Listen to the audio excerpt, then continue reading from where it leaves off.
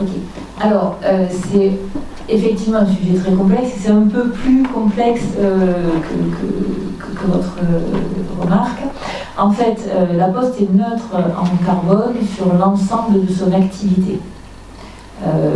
Par deux moyens. Un, en baissant sa consommation, comme je l'ai dit, de 2013 à 2020, elle a baissé de moins de 33% ses émissions carbone, mais ça ne veut pas dire effectivement qu'elle n'émet pas du tout de carbone. Et ça, pour une entreprise qui est une entreprise d'activité avec du transport, puisque pour livrer le courrier, aujourd'hui, évidemment, on a des véhicules électriques, mais il y a une partie de l'activité, à l'international ou même sur le sol français, qui nécessite des émissions de carbone. Pourquoi ? Parce qu'aujourd'hui, il n'existe pas la technologie qui nous permettrait de relier en tout point du territoire, d'amener en tout point du territoire le courrier, les colis, etc., sans émettre du carbone. On parle de GNV, on parle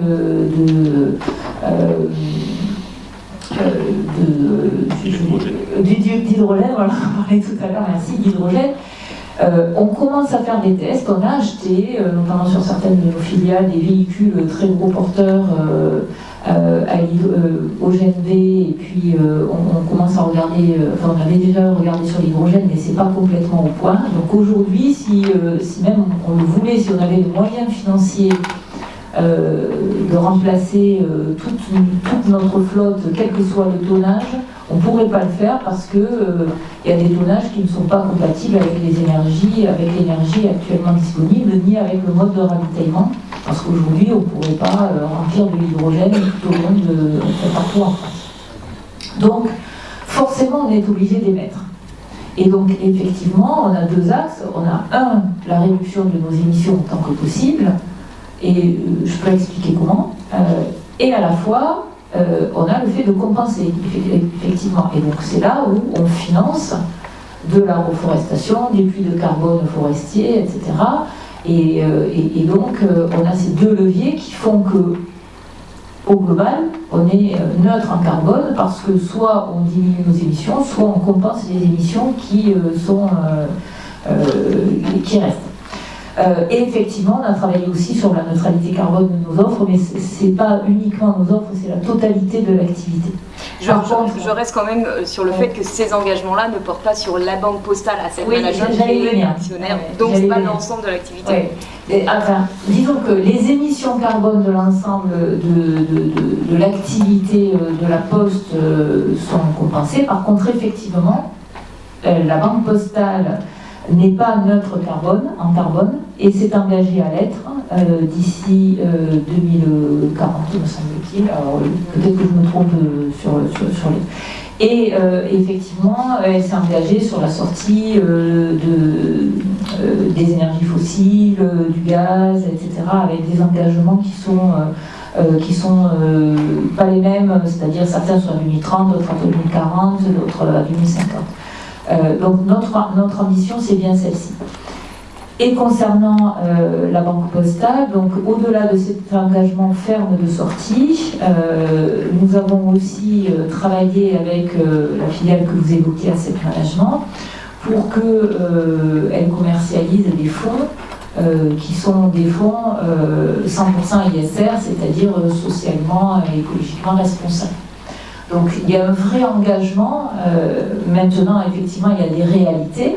La réalité, c'est qu'on est une entreprise qui a une activité par essence qui, aujourd'hui, ne peut pas être complètement neutre sur son activité. Voilà. Je vais donner la parole à la salle maintenant. On va prendre 3 questions.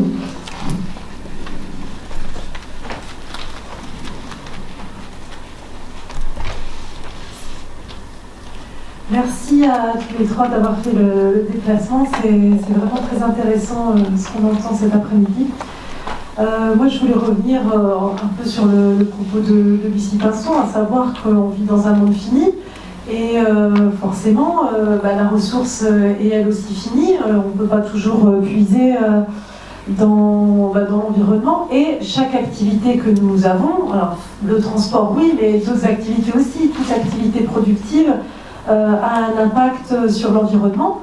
On ne peut pas le nier et on ne peut pas non plus faire confiance aveuglément à la technologie. Vous parlez de l'électrique, c'est vrai que c'est une solution, mais l'électrique a malgré tout un impact sur l'environnement aussi. Enfin, aucune solution technique ne permettra de garder le modèle socio-économique que nous avons aujourd'hui. Il va bien falloir à un moment se poser la question de changer nos modes de vie. Et là derrière, il y a aussi la question de la croissance économique. On vit dans un monde où on nous a toujours vendu le PIB, le fameux PIB, le sacro-saint PIB.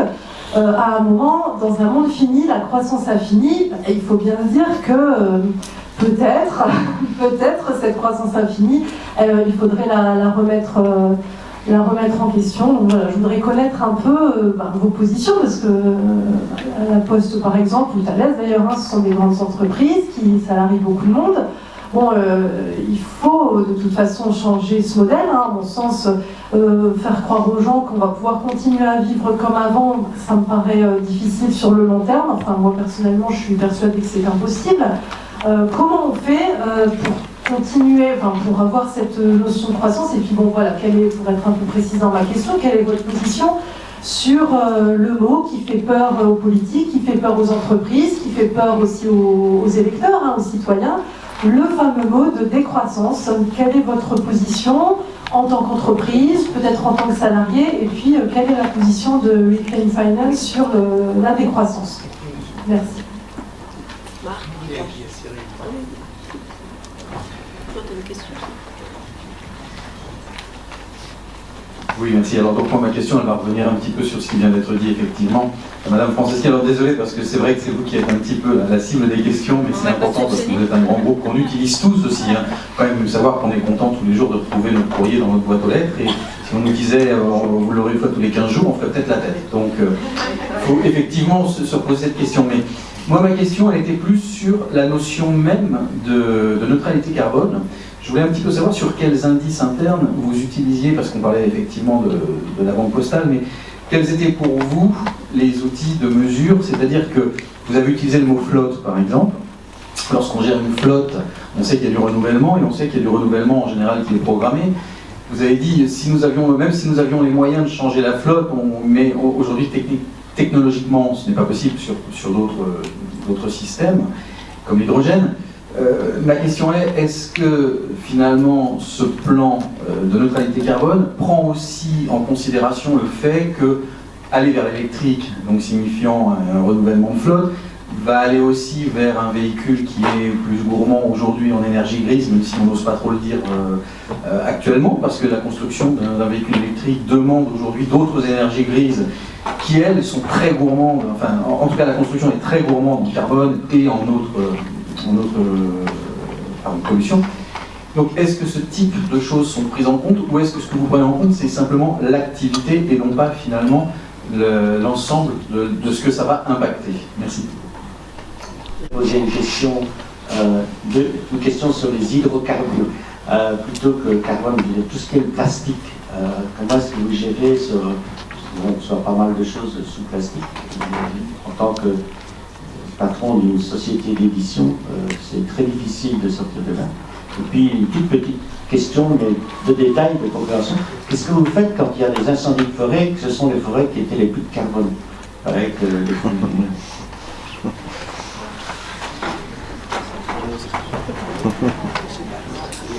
Une dernière question, allez. Voilà, madame. D'abord, j'écoute bien tout ce que vous dites, et puis, comme le disait Cyril tout à l'heure, je remercie la Poste de tous les services qu'elle rend, et je me rends compte, attention, d'accord, il y a la question écologique, mais cette année-ci, en tout cas, je m'aperçois que les bureaux de vote, les bureaux de campagne, c'est pas évident du tout. Alors, tout d'un coup, ça ferme, on ne sait pas pourquoi. Bon, j'ai eu le coup chez moi, là, j'habite à Antilly-sous-Lan, près de Lan. Je vais aller à Cauterets, c'est pareil, tout d'un coup, vous annonce que demain, ce sera fermé. Enfin, voilà. Je me dis, attention, il n'y a peut-être pas que les questions par rapport à l'écologie, mais il y a aussi du côté du service des gens, en particulier des gens âgés qui ne sont pas très à l'aise avec Internet. Et voilà, je m'arrête là. Je sais bien que ce n'est pas tout à fait le sujet. Et après tout, Je peux y répondre, je vais essayer d'y répondre. Je vais essayer de ne pas être trop longue non plus. Oui, mais je crois que il me reste un quart d'heure. Alors, pour ce qui est de la décroissance, alors très clairement, nous, en tant que, moi, en tant que représentante d'une entreprise publique, concernant la décroissance, en tant que représentante d'une entreprise publique, je ne peux pas porter de jugement sur faut-il aller vers la décroissance ou faut-il au contraire privilégier la croissance. Nous avons des clients qui nous confient du courrier, qui nous confient des colis, des clients qui sont des particuliers et souvent des entreprises. Et donc à partir de là, notre mission, c'est de les acheminer. Et c'est à peu près la même chose sur l'ensemble de nos activités, puisque nous avons au sein du groupe 4 missions de service public qui sont liées à l'aménagement du territoire. Donc, monsieur, je reviendrai sur votre question sur les bureaux de poste, qui sont liées à l'acheminement de la presse et qui sont liées donc au service universel et à l'accessibilité bancaire pour tous. Donc à partir de là, nous exerçons ces missions-là sans avoir de jugement sur le sujet de est-ce que nous devons mettre en place une politique qui réduirait le nombre de colis qui nous sont confiés ou pas. Donc ça relève des politiques. Après nous, en tant qu'entreprise, ce que l'on doit faire, c'est en fonction de ce qui nous est confié, essayer de traiter ces flux-là, quels qu'ils soient financiers ou qu'ils soient numériques, parce qu'on a aussi une grosse activité numérique qui, c'est une activité, on le sait, le numérique a un impact aussi sur l'écologie, ou qu'ils soient physiques, les courriers, les colis. Donc, il faut qu'on traite de tout ça en essayant justement de le faire le mieux possible. Et donc là, c'est là où, quand on peut diminuer l'impact sur la planète, on le fait, et quand on ne peut pas, on compense. Donc comment on diminue l'impact sur la planète? Ça peut être, et je vais un peu répondre aussi à la question sur les plastiques, ça peut être à travailler sur les emballages. On a de plus en plus de réflexions sur les éco-emballages et les emballages réutilisables. C'est aussi quand on transporte des colis, et c'est comme ça qu'on arrive à diminuer nos impacts carbone, c'est de le faire avec des schémas industriels qui sont le moins consommateurs de carbone, de par le positionnement de nos plateformes, mais aussi, par exemple, on a beaucoup travaillé sur comment est-ce qu'on remplit nos camions. Entre remplir les camions en jetant les colis dedans de façon désorganisée, etc., et avoir des méthodologies de remplissage, on peut gagner jusqu'à 30 à 40% sur la volumétrie de remplissage d'un camion, ce qui est énorme, parce que ça veut dire que c'est d'autant moins de camions sur la route, etc. Même chose sur tout ce qui est transport électrique, là aussi on note. Je ne sais pas si vous connaissez le phénomène Reclaim Wall Street, Reclaim the Street, se réapproprier les lieux, l'espace et donc aussi le secteur financier qui aujourd'hui ne travaille pas pour l'économie réelle et encore moins les besoins de tout un chacun. Et vous êtes financé par qui? Alors nous sommes financés par des fondations principales. Ah pardon, je pensais que je parlais très fort, mais non. On est financé par des fondations, alors principalement parce qu'on a des dons aussi, mais c'est tout petit parce qu'en plus on n'a qu'un an et demi. Je vous invite, il y a un prospectus à l'entrée si vous voulez faire des dons, vous pouvez. Mais on est financé surtout sur projets on pense toutes nos campagnes, tous nos projets, tous nos objectifs. Et puis on rencontre des fondations privées, comme il y en a une surtout qui est connue en France, c'est la European Climate Foundation, une fondation européenne sur le climat. Qui est dirigée par Laurence Subiana. Et donc ce sont ces types de fondations-là qui nous financent pour soit l'intégralité de notre association, soit sur des projets particuliers, par exemple le volet déforestation, on travaille sur la production liée au soja, ou sur le pétrole et le gaz, etc. Par contre, c'est toujours sur des projets qu'on a décidé de mener nous-mêmes de manière totalement indépendante. Et les logos sont sur le site internet.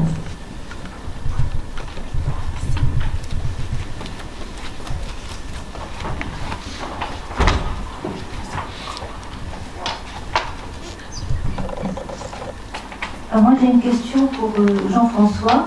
Pour tout ce que tu as fait là, c'est en plus de ton travail. Tu as un engagement au CE, mais j'imagine que le temps que tu pouvais utiliser au titre de CE n'a pas été suffisant pour ça. Donc moi je n'imagine pas, en plus du boulot, fatigué tout ça, de faire tout ça. Donc où tu as trouvé ce temps? Voilà, ça c'est une question pour toi. Maintenant, j'ai une question aussi pour Madame Franceschi. C'est à propos de la compensation. Alors c'est déjà bien de le faire en France et pas en Afrique où ça peut avoir des conséquences sur la vie des gens, tout ça. Vous faites en France, c'est parfait. Mais je me dis, ça peut pas être infini parce que déjà en France on a la forêt a repris plus d'espace qu'avant, etc. C'est bien, mais ça peut pas être infini, définitif. À un moment donné, je sais pas, là c'est une question que je me pose. On émet du carbone, on compense à mesure. Et je ne comprends pas bien, en fait, les arbres, ils n'ont pas une durée de vie infinie ou indéterminée, on ne peut pas planter comme ça. Donc c'est transitoire, forcément, une compensation. C'est ça? Et puis j'ai une autre question. On parle du dégagement de carbone dans l'atmosphère, évidemment, c'est l'urgence. Mais on parle des énergies renouvelables, évidemment. En France, on a le nucléaire, et on n'en a pas parlé, là.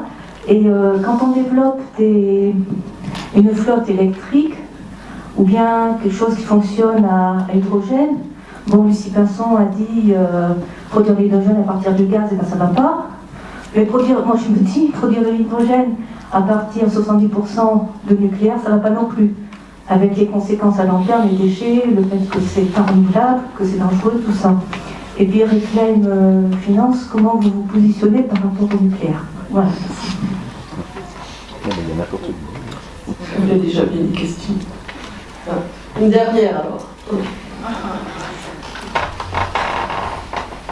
Oui, moi je voudrais poser une question à Lucie Pinson. Aujourd'hui dans la salle, donc Europe for Earth est animé par l'ACI entre autres, et puis les ACI un peu européennes. Et on venait donc ici on ne va pas rentrer dans ce que sont les indépendants, mais chez nous, mais en tout cas on va dire dans les classes CSP+, ou plus. À côté de ça, dans notre société, on voit qu'on a des gens qui sont de plus en plus en précarité, de plus en plus en déclassement économique et social.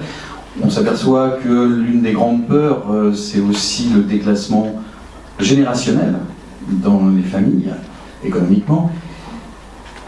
Face à ça, quand vous nous parlez des grands groupes français, il faut savoir qu'on est, enfin, vous me corrigerez si je me trompe, mais on doit être à peu près à 1,2% de l'émission globale des effets de serre mondiaux, en tout cas carbonés. Est-ce que dire, voilà, Total, alors encore une fois je suis pour, hein, on est bien d'accord, je ne viens pas critiquer, au contraire je suis pour, mais je voudrais poser bien le débat. Est-ce que venir dire à des entreprises françaises à travers les banques, le financement, comme Total ou autres, là il faut empêcher ces financements-là, est-ce que c'est pas d'un seul coup aussi dire, bah écoutez, laissez l'Inde, laissez le Nigeria, laissez la Chine évidemment, prendre cette part d'énergie, prendre cette part de croissance que nous on voudrait presque en décroissance, et de dire finalement nous allons laisser à d'autres pays beaucoup plus émetteurs que nous la possibilité de continuer une croissance en laissant sur le bord du chemin une grande part de la population française.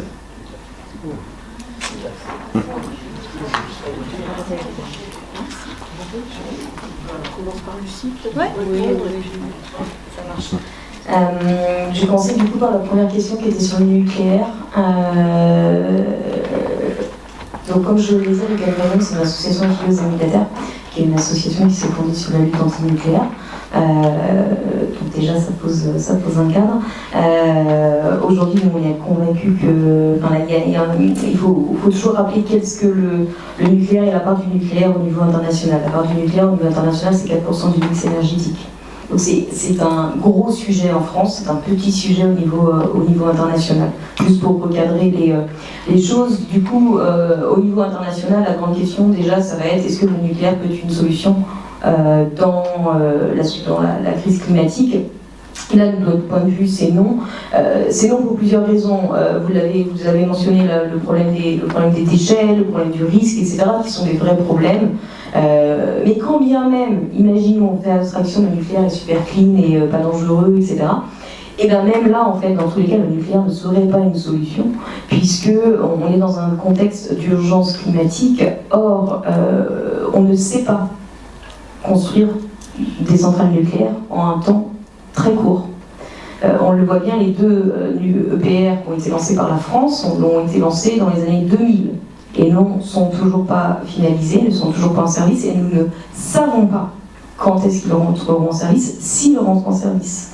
Et donc, dans un contexte d'urgence climatique, là déjà, temporellement parlant, on ne pourrait pas. Au niveau français, de la même manière, puisqu'on a un parc de centrales nucléaires qui est en fin de vie, on aura beau décider de les opérer pendant 50 ans au lieu des 40 ans prévus originellement, au bout d'un moment, il va falloir les fermer.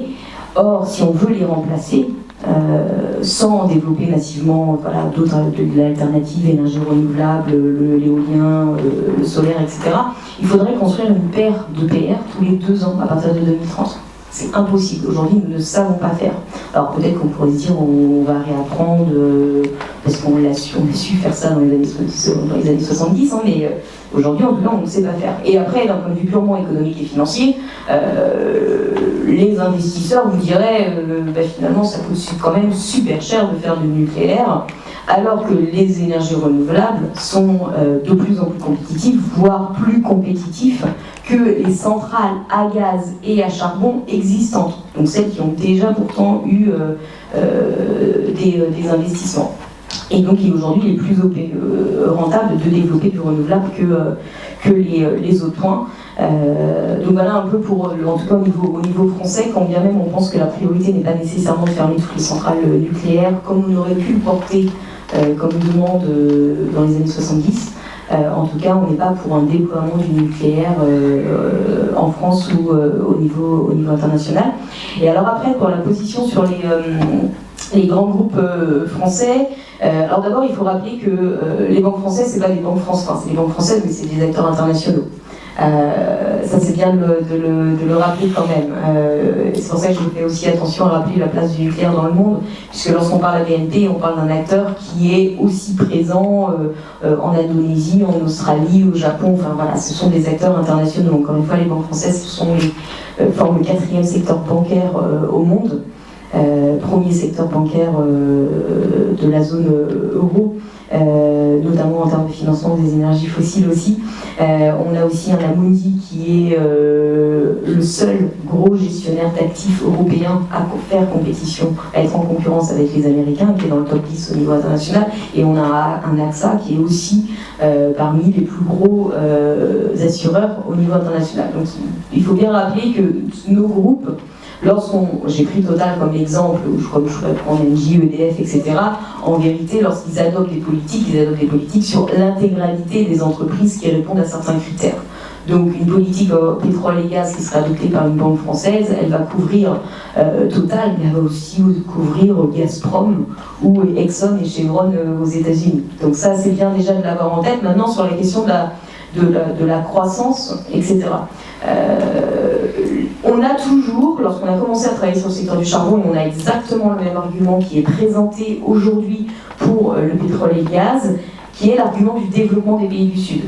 Est-ce qu'on est en mesure de leur demander de renoncer au développement? Non, et ça n'a jamais été notre feuille de route, au contraire, puisque aujourd'hui, si vous voyagez un peu dans le monde, ou si vous avez voyagé dans les pays qui sont assis sur des tas de charbon, allez en Pologne, allez en Afrique du Sud, allez en Indonésie, le charbon y est développé, il n'est pas développé pour répondre aux besoins des populations qui n'ont pas accès à l'électricité. C'est intéressant de s'en rendre compte. En Afrique du Sud, il y a 2 monstres qui ont été financés par la France, qui sont toujours pas en fonctionnement, mais qui ont conduit le pays à la faillite. Et le charbon, c'est 90% de l'énergie locale. 10% de l'énergie, à un prix subventionné, va à des industries qui sont là pour produire de l'aluminium par VHP. Un prix subventionné du temps de l'apartheid, alors que la population en Afrique du Sud a toujours beaucoup qui habitent près des centrales et qui n'ont pas accès à l'électricité. Et donc l'argument du développement, en vérité, est souvent utilisé pour maintenir un certain modèle de développement, un certain modèle de production, mais pas du tout pour répondre aux besoins des populations, sachant que les rapports des Nations Unies montrent très bien qu'aujourd'hui, pour répondre par exemple juste à la question de la précarité énergétique, les populations qui n'ont pas accès à l'électricité dans beaucoup de pays dans le monde sont de toute manière des populations qui habitent hors réseau. Et donc ça demanderait des investissements, si on misait sur du nucléaire, sur du charbon, sur du gaz, ça demande un réseau extrêmement centralisé et son déploiement pour aller apporter l'énergie à ces populations, alors qu'en vérité, il est beaucoup plus rapide et moins cher de déployer des solutions. Donc je mentirais si je disais que je passe un peu trop de temps sur ces sujets-là par rapport à d'autres engagements. Mais en fait, ça me semble tellement important de faire évoluer les choses. Et en fait, je trouve qu'il y a une opportunité tellement importante en ce moment là-dessus. Et puis, derrière, effectivement, j'ai un peu de temps par mon mandat de CSE. Et c'est évidemment pas suffisant.